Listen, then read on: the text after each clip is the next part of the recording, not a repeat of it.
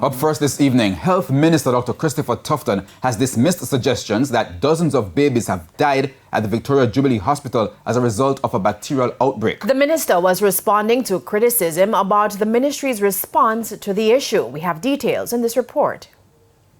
Health Minister Dr. Christopher Tufton said he was made aware of a bacteria outbreak at the Victoria Jubilee Hospital in July, sometime in August.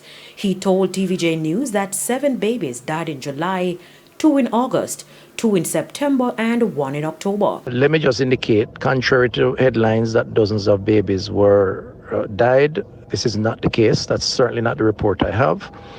That there is outbreaks in other hospitals like the Bustamante Hospital for Children. That's not the report that I have, so this is not the case. But it is a challenge at Victoria Jubilee.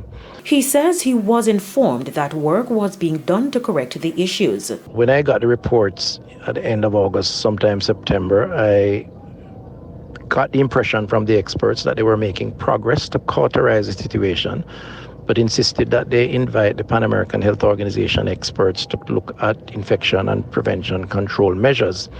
So that team came in, they looked at the situation and they cooperated with the local team of what the issues were and what was being done to correct it. According to the health minister, one of the issues relating to this matter is a shortage of neonatal nurses. We have a situation where we should have a ratio of 1 to 2, 1 nurse to 2 babies.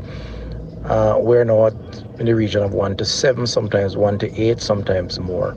So there is, this does affect the capacity to maintain certain standards around infection prevention and control.